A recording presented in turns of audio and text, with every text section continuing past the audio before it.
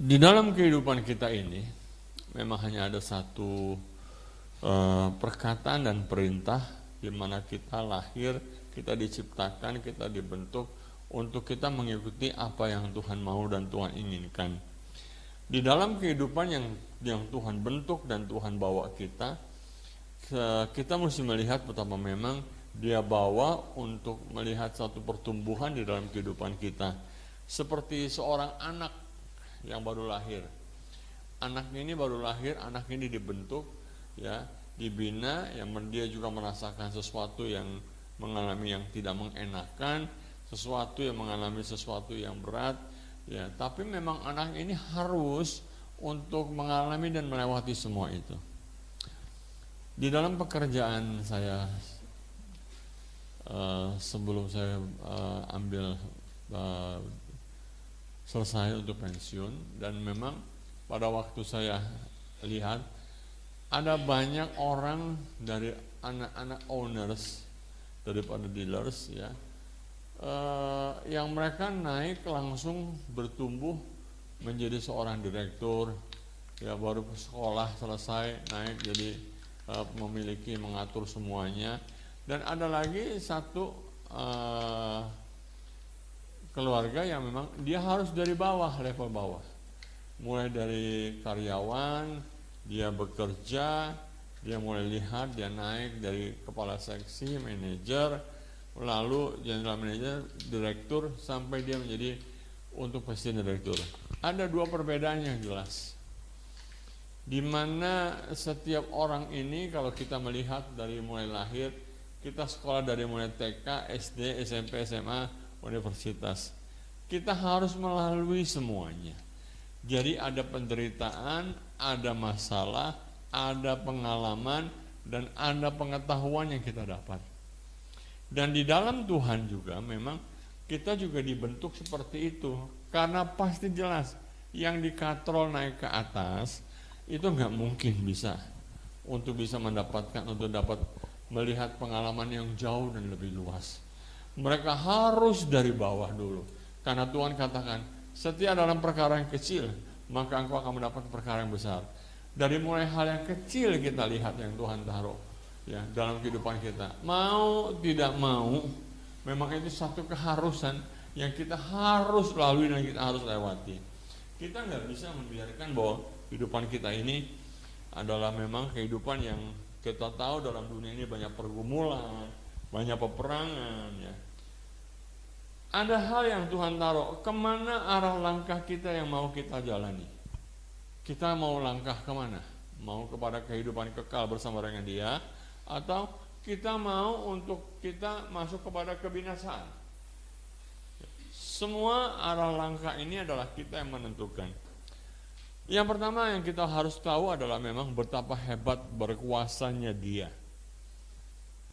Kalau kita lihat di dalam apa yang dikatakan Tuhan di dalam Matius 13 ayat 14 sampai 15, kita buka dulu Matius 13 ayat 14 sampai 15. Ini satu perkataan yang Tuhan berikan kepada kita supaya kita tuh mengerti, kalau kita menjadi orang-orang pilihan Tuhan, kita harus mengerti apa yang Tuhan taruh, apa yang kita lihat, yang Tuhan suruh kita lihat, apa yang kita dengar, yang Tuhan suruh dengar, apa yang Tuhan suruh kita berpikir untuk kita berpikir. Ini membawa kita untuk kita mengerti akan Dia dan mengerti akan sesuatu yang Tuhan taruh. Tetapi kan kenyataannya banyak orang yang nggak mengerti. Matius 13 ayat 14, ayat 14 dikatakan, maka pada mereka genaplah nubuat Yesaya yang berbunyi, kamu akan mendengar dan mendengar, namun tidak mengerti. Kamu akan melihat dan melihat, namun tidak menanggap. 15.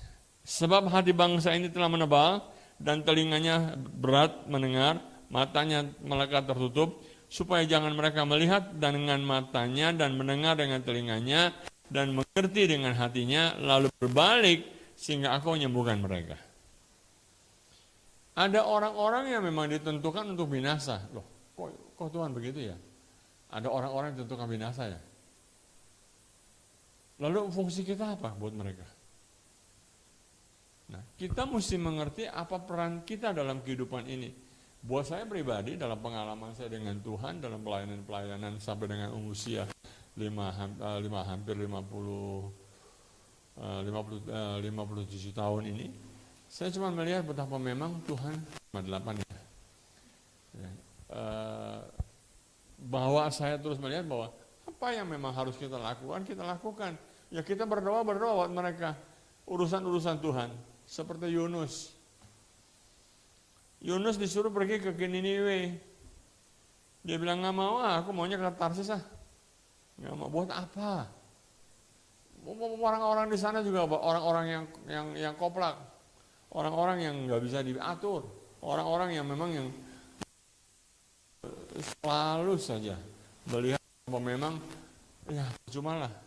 Nanti juga kalau Tuhan mau hukum juga, kalau mereka berbalik hatinya, Tuhan ampuni mereka. Mau berbalik atau tidak berbalik, itu urusannya adalah urusannya Tuhan, bukan urusan kita. Tapi urusan kita adalah menabur dan kita akan bertumbuh di dalam Dia. Kita perlu mengerti bahwa memang Tuhan ini sedang mendidik kita untuk kita bisa mengenal Dia. Kita bukan Tuhan. Tuhan adalah Tuhan. Kalau kita jadi Tuhan, kalau saya jadi Tuhan ngelihat orang yang mengesarkan udah saya matiin. Tapi kita bukan Tuhan. Kita harus terus berdoa buat mereka. Kenapa? Itu tugas kita yang Tuhan taruh. Makanya kenapa Tuhan katakan kasih itu banyak menutupi segala pelanggaran. Kasih itu membuat seseorang itu bisa berbalik dari jalan-jalannya. Karena kasih. Bukan kita yang melihat dia sesuatu yang menentukan bahwa ini orang udah masuk neraka lah udah. No, saya belajar. Bukan menjadi seorang gembala, bukan menjadi seorang penginjil, bukan seorang pendeta, bukan. Tapi saya belajar dari kehidupan ini untuk mengenal Tuhan dan mengerti apa yang Tuhan mau. Karena memang yang bisa membuka selubung dari mata yang tertutup cuma Tuhan. Kita nggak mungkin bisa. Suami kita nggak kenal Tuhan, yang bisa membuka mata dia untuk melihat Tuhan siapa? Tuhan.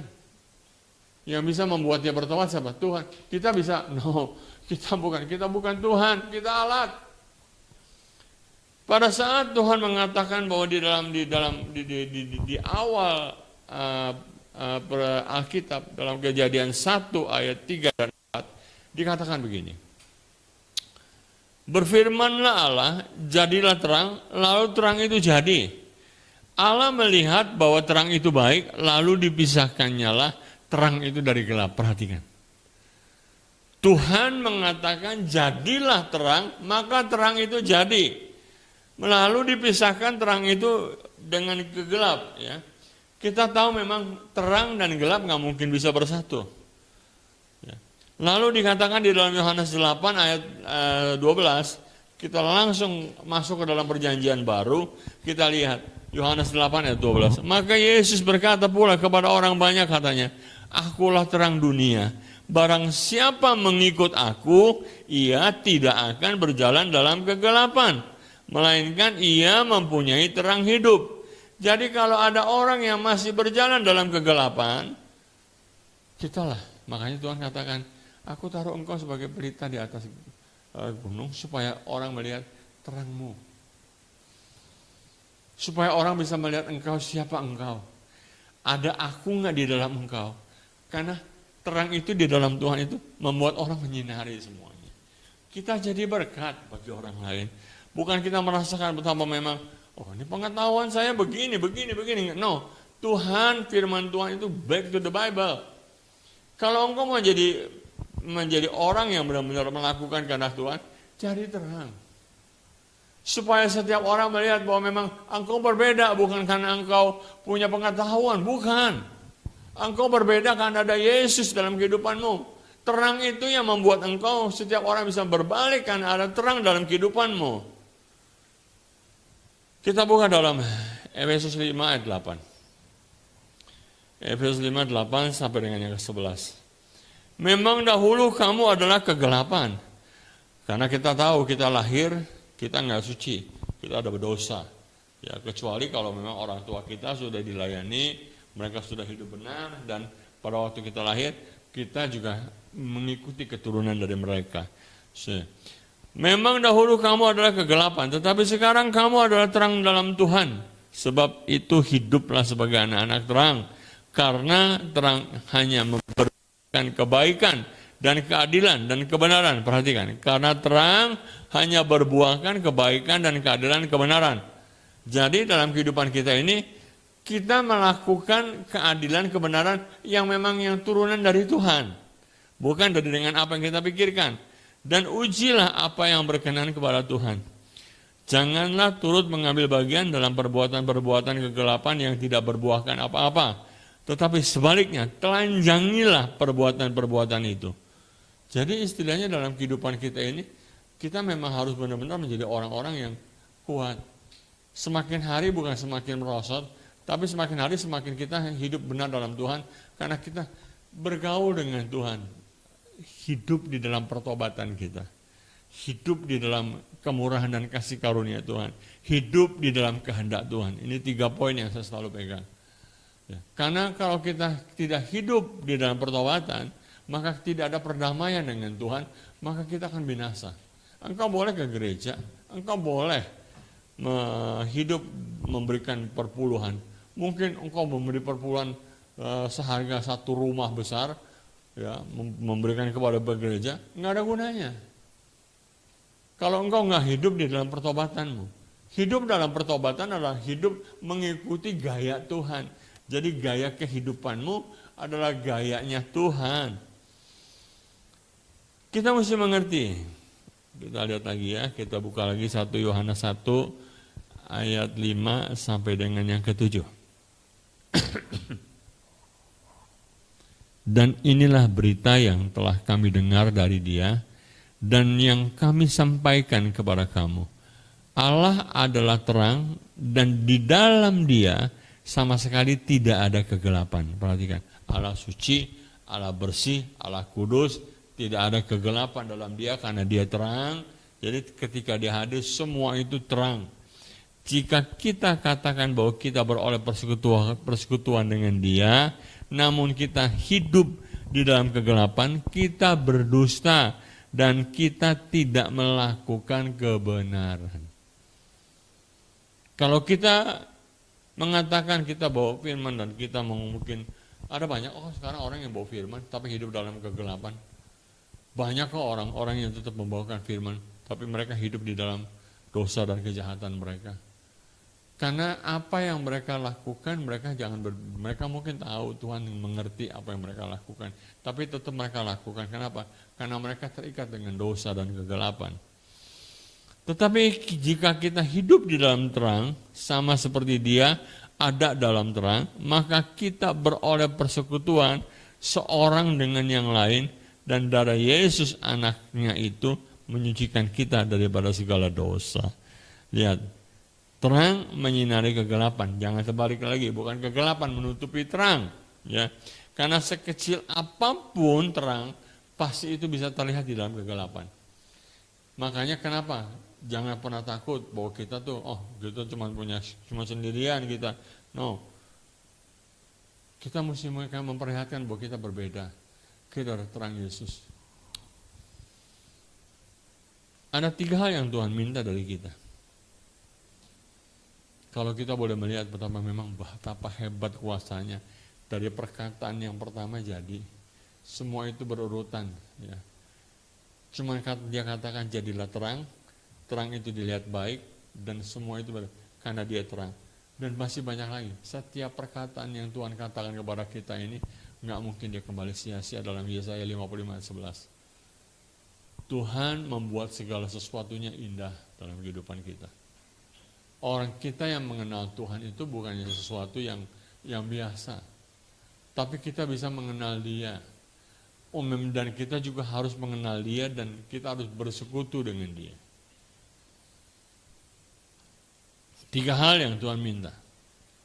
Mengapa Tuhan minta kita benar-benar untuk mengenal Dia? Kalau tadi kita lihat pertama kali perkataannya punya kuasa, karena Dia berkuasa atas segala sesuatu. Bahkan dikatakan dalam firman, takutlah Bukan takut kepada masalah, bukan takut kepada penderitaan, tapi takutlah kepada Dia yang sanggup membunuh jiwa dan rohmu. Nah, ini yang kita perlu mengerti, bahwa Yesus itu sanggup melemparkan kita ke dapur api.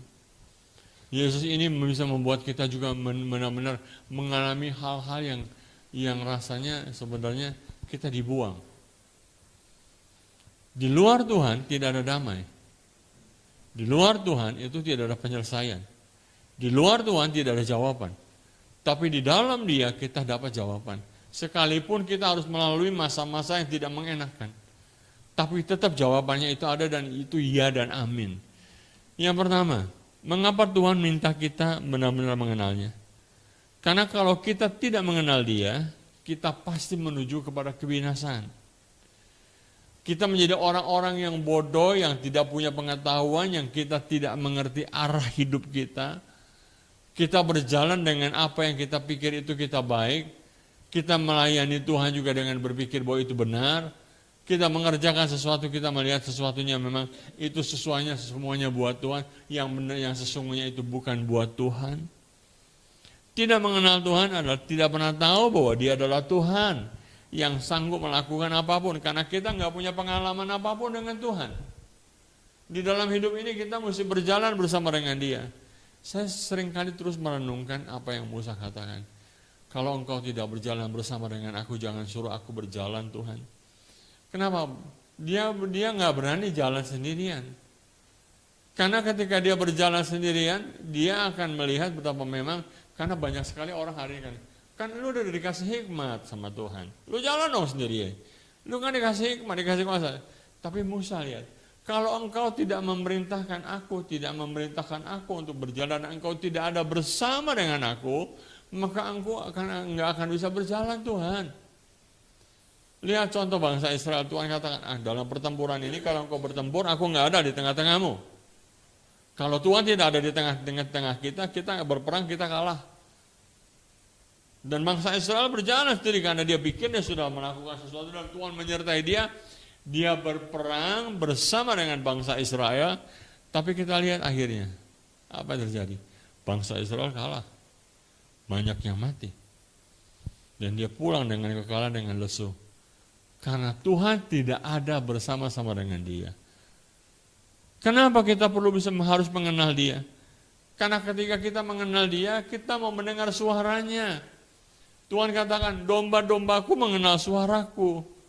Kalau kita mesti mengenal Dia, kita dengar suara Tuhan. Kalau kita mengenal Dia, kita bisa hidup di dalam kebenaran. Karena memang kita akan ada bersama-sama dengan Dia. Di dalam Dia ada damai. Di dalam Dia ada sukacita. Di dalam Dia ada ketenangan. Sekalipun kau harus melalui masa-masa sulit sekalipun, Dia tetap ada buat engkau di sebelah engkau. Saya kalau lagi Anjana bekerja, istri bekerja, saya sendirian di rumah,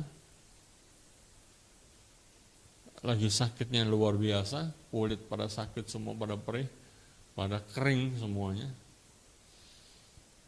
Yang mungkin napas juga lagi mungkin sengah-sengah. Saya cuma tahu Tuhan ada dekat aku, cuma aku berseru, Bapak mari pegang aku. Aku akan melalui ini bersama dengan Engkau, Tuhan. Karena hanya bersama dengan Tuhan kita sanggup melalui. Bukan karena manusia, tapi karena Tuhan yang ada bersama dengan kita.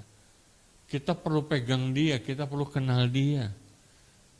Karena pasti ketika kita mengenal Dia, kita mendengar suaranya, kita mengikuti perintahnya. Seperti kata Daud, aku mendengar suaramu dan aku mengikuti perintah-perintahmu. Supaya aku tidak berdosa. Supaya aku ada dalam kebenaran. Kenapa Daud mengatakan begitu? Karena dia takut kalau dia berjalan sendirian, dia pasti akan menyimpang ke kanan dan ke kiri, dan dia tidak akan pernah mendapatkan apapun yang baik. Itu Daud. Bagaimana dengan kita? Firman kita baca setiap hari mungkin, tapi kita nggak bisa mempraktekannya. Itu yang tadi dalam Matius dikatakan. Engkau melihat, engkau mendengar, tapi engkau nggak bisa menganggap, engkau nggak bisa menemukan apapun. Bukan karena memang engkau bodoh, bukan. Tapi engkau tidak diberikan pengenalan dan pengertian akan firman. Jadi kalau orang yang seperti itu, mau kemana jalan ala langkahnya? Banyak kok. Mereka yang melayani Tuhan juga seperti itu banyak. Tapi jangan, kita mulai mengenal Tuhan. Cari Tuhan maka engkau akan hidup. Cari Tuhan selama dia berkenan ditemui, kata Yesaya.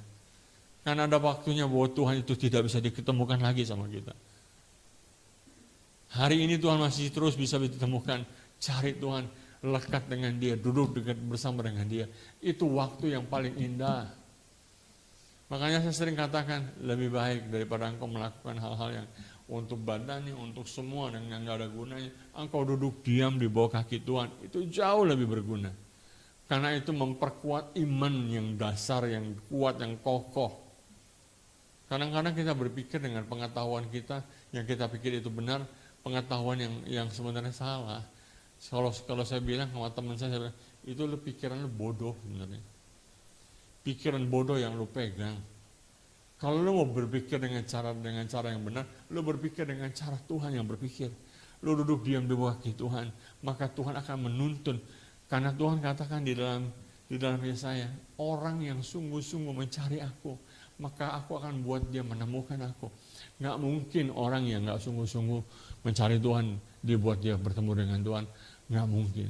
Semuanya ketika dia mencari Tuhan dengan sungguh-sungguh, maka Tuhan akan membuat mereka bertemu dengan dia. Itu sebabnya berkali-kali saya katakan dalam firman Tuhan, dalam khotbah saya, kenapa pemazmur mengatakan, jiwaku haus seperti rusa yang merindukan air. Dia akan cari Tuhan sebelum dia bertemu dengan Tuhan. Dia nggak pernah selesaikan semuanya. Udah capek ya, udah malas. Selelah apapun sebelum dia bertemu dengan air, rusa terus akan mencari Tuhan. Bagaimana dengan kita? Cari Tuhan, kenal dia, maka engkau hidup. Yang kedua, mengapa Tuhan minta kita hidup di dalam kekudusan? Kalau kita nggak kenal Tuhan, kita nggak akan hidup dalam kekudusan. Kalau kita kenal Tuhan, maka kita tahu bahwa Dia adalah Tuhan yang kudus. Kita buka 1 Petrus 1 ayat 15 sampai dengan yang 16. Tuhan itu kudus, tidak dapat diambil dengan orang yang semena-mena, yang hidupnya dosa dan semuanya. 1 Petrus 1 ayat 15 sampai 16 dikatakan.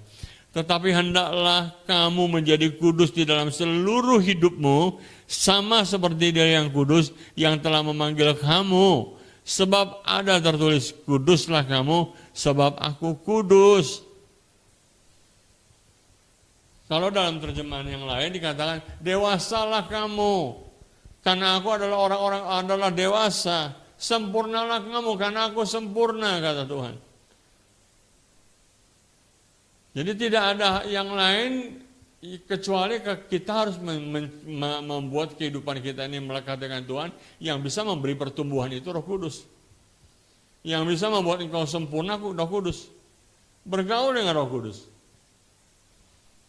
Minta pimpinannya. Ibrani 12 ayat 14. Berusahalah hidup damai dengan semua orang dan kejarlah kekudusan. Kejarlah kekudusan. Berusahalah hidup damai dengan semua orang. Kejarlah kekudusan. Sebab tanpa kekudusan seorang pun tidak akan melihat Allah. Kalau kita nggak punya kekudusan, kita nggak akan bisa bertemu dengan Tuhan.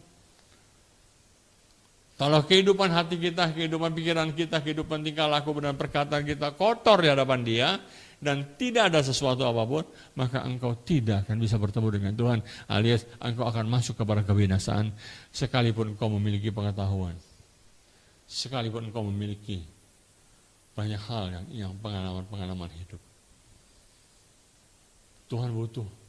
Kenapa Tuhan minta kita untuk hidup dalam kekudusan? Petrus katakan tanpa ada cacat, tanpa ada noda. Sama seperti ketika Tuhan memanggil Abraham. Setelah Abraham melakukan satu kesalahan, Tuhan diam. Tapi di Kejadian 17 ayat 1 dan 2, Kejadian 17 ayat 1 dikatakan begini. Ketika Abram berumur 99 tahun, maka Tuhan menampakkan diri kepada Abram dan berfirman kepadanya, Akulah Allah yang Maha Kuasa, hiduplah di hadapanku dengan tidak bercela. Saya ngelihat ini luar biasa loh sebenarnya. Kenapa? Ada banyak orang yang mengatakan bahwa nggak mungkin saya bisa hidup nggak bercela di hadapan Tuhan. Nggak mungkin saya hidup tanpa ada cacat, tanpa ada noda. Tapi Tuhan katakan kamu bisa hidup tanpa cacat, tanpa noda. Kamu bisa. Kamu bisa bertumbuh. Kamu bisa hidup. Kamu bisa benar. Makanya kenapa kita harus hidup tanpa cacat, tanpa noda. Di dalam Tuhan, kita cuma lihat bahwa memang kita harus bergaul dengan Tuhan. Kita bergaul dengan Roh Kudus yang membawa kita kepada kebenaran, dan kita membawa firman, dan firman itu yang memberikan pertumbuhan dalam kehidupan kita. Tanpa engkau bergaul dengan Tuhan setiap hari, pelayananmu sia-sia. Tanpa engkau bergaul dengan Tuhan setiap hari, maka apa yang kau lakukan itu sia-sia. Tanpa engkau hidup untuk berusaha untuk mengejar semua yang Tuhan taruh dalam kehidupanmu, maka semua itu adalah sia-sia. Apa yang kau inginkan dalam hidup ini? Kemana akhir dari hidup ini yang kau mau bawa?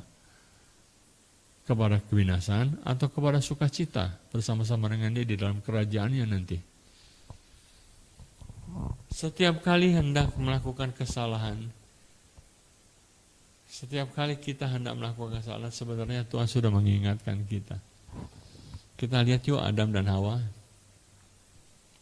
Pertama kali Adam diciptakan, dalam Kejadian 2 ayat 16-17, Tuhan mengingatkan, memberi perintah. Lalu Tuhan Allah memberi perintah ini kepada manusia. Semua pohon dalam taman ini boleh kau makan buahnya dengan bebas. Ayat 17, tetapi pohon pengetahuan tentang yang baik dan yang jahat itu janganlah kau makan buahnya. Sebab pada hari engkau memakannya, pastilah engkau mati. Kita tahu bahwa lawan kita iblis, daging. Daging ini selalu ingin tahu. Daging ini selalu maunya ada kepo dan pemberontakan. Makanya kalau kita melihat betapa memang daging ini selalu ingin membuahkan kejahatan. Dia akan coba, dan iblis tahu masalahnya. Iblis tahu kelemahan kita. Kenapa kita harus hidup benar di hadapan Tuhan dan mengatakan tidak terhadap dunia, terhadap godaan apapun. Berapa banyak orang yang tadinya mencari Tuhan, hidup di dalam kekurangan, tetapi mereka setelah mereka mendapatkan banyak-banyak hal yang berkat, mereka hidup mulai semena-mena dan mulai menjauh. Beribadah, tapi hati dan pikirnya jauh daripada Tuhan. Dan hidupnya sudah tidak lagi seperti dulu pada waktu mereka mencari Tuhan dengan gila-gilaan. Jangan berpikir bahwa berkat itu dari Tuhan selalu. Ingat, pada waktu Tuhan dicobai, apa yang iblis katakan? Aku akan memberikan kamu kekayaan dunia ini. Asal kamu menyembah aku. Kamu boleh datang di dalam ibadah gereja, kamu boleh semuanya. Tapi hatimu jangan mendekat dengan aku. Jangan mendekat dengan Tuhan, kata iblis. Kamu boleh melayani Tuhan, kamu boleh aku berikan jemaat yang banyak sekali. Tapi asal jangan kamu hidup benar-benar dalam Tuhan. Makanya hari ini kita perlu berhati-hati. Banyak sekali penyimpangan dan iblis ini sudah mulai. Dia tahu bahwa waktunya sudah sangat singkat. Dia datang dengan geram, dengan mencoba untuk melakukan berbagai macam hal untuk menjatuhkan setiap orang percaya. Jangan engkau berbangga karena engkau punya gereja besar. Jangan engkau berbangga karena engkau kenal gereja pendeta besar. Tapi kenallah Tuhan. Maka engkau bermegah di dalam Dia. Dan itu adalah sesuatu yang benar di hadapan Tuhan. Lihat Kain. Kejadian 4 ayat 6 dan 7. Firman Tuhan kepada Kain. Mengapa hatimu panas dan mukamu muram? Apakah mukamu tidak akan berseri jika engkau berbuat baik? Tapi memang banyak orang yang selalu emosi perasaannya tuh seperti itu. Kelihatan dari muka sih orang kalau lagi kesel lagi gimana. Itu nggak menjadikan berkat bagi banyak orang sebenarnya. Tetapi jika engkau tidak berbuat baik, dosa sudah mengintip di depan pintu. Ia sangat menggoda engkau. Menggoda apa? Supaya engkau marah, supaya engkau benci, supaya engkau dendam. Saat itu engkau berbuat dosa, mati masuk ke neraka. Gitu, lagi marah, tiba-tiba kesamber, jatuh tiba-tiba kepalanya kejeduk, mati. Marah dalam keadaan marah, masuknya kemana? Sia-sia hidup. Tetapi engkau harus berkuasa atasnya. Kenapa? Karena Tuhan sudah menangi pertempuran. Tuhan sudah memberikan kuasa kepadamu. Lihat zaman Nuh. Banyak orang yang hidup tidak dalam pertobatan. Hidup dengan perasaan dan kehendaknya. Nuh menjadi orang yang takut akan Tuhan. Dia tetap sampaikan apa yang Tuhan ingin dia sampaikan supaya orang-orang bertobat. Ya, sekalipun orang-orang tidak mengindahkannya, ayo kita bangun sama-sama, ayo kita bangun, bahtera untuk Tuhan, kita bangun, ayo semua. Tidak ada orang kata gila lu semua. Mungkin ada yang ngeludahin, ada yang nyambit dia, tapi dia tetap melakukan itu bagiannya. Saya melihat kemarin saya baca, saya merenungkan tentang Yohanes Pembaptis. Dia hidup hanya 3 tahun dalam melayani Tuhan, 3 tahun. Apa yang dilakukan? Bertobatlah, kerajaan Allah sudah dekat. Setiap kali dia mengatakan seperti itu. Bertobatlah, ayo, bertobatlah.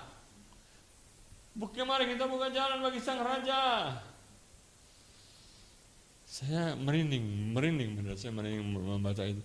3 tahun waktunya. Bukan sesuatu yang kayaknya besar, bukan. Dilakukan hal-hal yang biasa, yang kecil. Tapi itu Tuhan suruh dia dan dia lakukan dengan taat dan setia. Mungkin saat itu juga orang juga banyak yang mengatakan dan mencemooh dia. Tapi tetap dia lakukan. Apa yang Tuhan taruh dan Tuhan perintahkan, dia taat. Sama dengan Nuh. Nuh tetap hidup sesuai dengan apa yang diperintahkan Tuhan kepadanya. Dia tetap melakukan, orang mau bantu, nggak bantu, nggak apa-apa. Dia tidak punya dendam, dia tidak punya benci. Dia tetap melakukan, dia tetap berdoa, dia tetap minta supaya sampai pintu itu ditutup dan semua. Nuh bilang, digedor-gedor bahteranya Nuh. Nuh bilang, bukan aku yang kunci pintu itu, tapi Tuhan. Kalau kuncinya ada sama Nuh, saya percaya pasti Nuh buka kok kunci pintu bahteranya itu. Tapi yang Tuhan, ketika Tuhan yang menutup maka tidak dapat membuka. Ketika Tuhan yang membuka maka tidak dapat menutup. Itu yang kita perlu pegang dalam kehidupan kita. Efesus 1 ayat 21. Karena bagiku hidup adalah Kristus, mati adalah keuntungan. 1 ayat 22. Tetapi jika aku harus hidup di dunia ini, itu berarti bagiku hidup bekerja memberi buah. Jadi mana yang harus kupilih? Aku tidak tahu. Mana yang harus kita pilih? Kita lihat Esau dengan Yakub. Roma 9:13 sampai dengan yang ke-16. Seperti ada tertulis, aku mengasihi Yakub, tetapi aku membenci Esau. Jika demikian, apakah yang hendak kita katakan? Apakah Allah tidak adil? Mustahil. Sebab ia berfirman kepada Musa, aku akan menaruh belas kasihan kepada siapa aku menaruh belas kasihan, dan aku akan bermurah hati kepada siapa aku bermurah hati. Jadi hal itu tidak tergantung kepada kehendak orang atau usaha orang, tetapi kepada kemurahan hati Allah. Lihat, Tuhan yang tentukan. Kalau Tuhan mau membenci seseorang, ya itu hak Tuhan. Kita nggak bisa ikut-ikutan seperti Tuhan, karena dia Tuhan, kita bukan. Ketika Tuhan mengatakan, aku menaruh belas kasihan kepada orang yang jahat sekalipun, yang menyebalkan, yang udah benar-benar mengesalkan. Tapi ketika Tuhan taruh kasih, apakah kita katakan, nggak bisa, masuk neraka dia, nggak bisa. No, kita bukan Tuhan, dia Tuhan. Kita hanya alat yang harus mengerjakan bagiannya. Kenapa Tuhan membenci Esau? Karena Esau tidak menghargai Tuhan. Esau tidak menghargai perintah Tuhan. Esau tidak menghargai firman Tuhan. Esau tidak menghargai kasih karunia Tuhan. Esau tidak menghargai kemurahan Tuhan. Makanya ada firman Tuhan yang mengatakan, apakah engkau akan menganggap sepi kemurahan Tuhan? Esau menganggap sepi kemurahan Tuhan. bahwa Esau mengecilkan kemurahan Tuhan yang berlaku atas kehidupan dia. Kita harus mengerti bahwa memang kenapa kita harus mengikuti apa yang Tuhan mau dalam kehidupan kita. Kita harus hidup benar-benar kudus karena kita harus mengenal dan kita harus melekat dengan Tuhan. Yeremia 29 sekali lagi ayat 13. Apabila kamu mencari aku dengan segenap hati kamu, mencari aku, kamu akan menemukan aku. Apabila kamu menanyakan aku dengan segenap hati, aku akan memberi kamu menemukan aku. Demikianlah firman Tuhan. Jadi ketika kita bertemu dengan Tuhan, maka Tuhan akan ubah kita. Banyak orang yang tidak bertemu dengan Tuhan, hanya mengerti saja. Ketika engkau bertemu dengan Dia, maka Dia akan ubah engkau.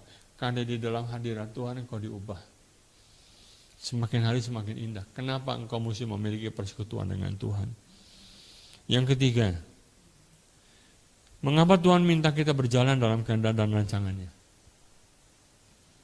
Yohanes 10 ayat 10 mengatakan, Yesus berkata, pencuri datang hanya untuk mencuri dan membunuh dan membinasakan. Aku datang supaya mereka mempunyai hidup dan mempunyai dalam segala kelimpahan. Kalau kita tahu ini, maka kita akan lihat, kita harus masuk dalam rencana dan kehendak Allah. Kalau di luar kehendak Allah, maka kita akan dicuri, dibunuh, dibinasakan. Apa? Iman rohanimu. Engkau akan masuk bukan kepada kekekalan, tapi kepada api kebinasaan. Kita perlu mengerti bahwa Tuhan itu luar biasa. Kita tidak hidup di dalam dunia ini karena Tuhan akan bawa kita masuk ke dalam rumah dalam kerajaannya. Kita akan ada bersama-sama dengan Dia kelak. Kenapa kita harus masuk dalam rancangannya? Kalau engkau ada di dalam rancangan Tuhan, engkau tidak mau, engkau tidak akan bisa masuk ke dalam rancangan Tuhan yang Tuhan sudah rancangkan. Ada rumah seperti yang dikatakan dalam Yohanes 14 ayat 1 dan 2. Janganlah gelisah hatimu, percayalah kepada Allah, percayalah kau juga kepadaku. Di rumah Bapakku banyak tempat tinggal. Jika tidak demikian, tentu aku mengatakannya kepadamu, sebab aku pergi ke situ untuk menyediakan tempat bagimu. Kalau kita tidak mau masuk dalam rancangan Tuhan dan kehendak Tuhan, kira-kira apakah kita memang bisa ya masuk ke sana? No. Semua orang yang masuk ke sana adalah orang yang mengikuti peraturan Tuhan. Semua orang yang dibawa sama Tuhan pasti tentunya orang yang bisa mentaati semuanya. Kita harus mengingat, nggak lama lagi mungkin tempat kiriman tubuh kita ini dibongkar sama Tuhan. Seperti yang dikatakan di dalam 2 Korintus 5 ayat 1 sampai dengan yang ke-4. Dibongkar, kalau kita mati mau kemana? Atau tempat kemah ini diubahkan menjadi tubuh kemuliaan pada waktu nanti Tuhan datang di awan-awan. Kita diangkat nggak ya? Kalau kita nggak diangkat, berarti kita akan masuk kemana? Kepada kebinasaan. Mau tidak mau, setiap hal yang Tuhan taruh dalam kehidupan kita, kita harus kerjakan.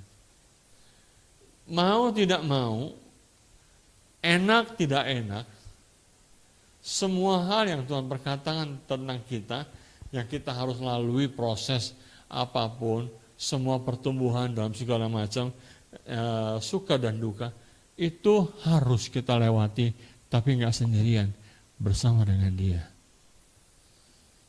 Ini waktu yang singkat. Buat saya singkat sekali.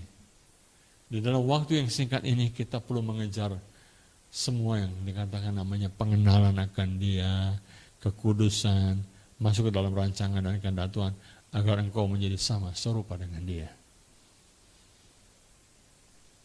Mari kita tundukkan kepala.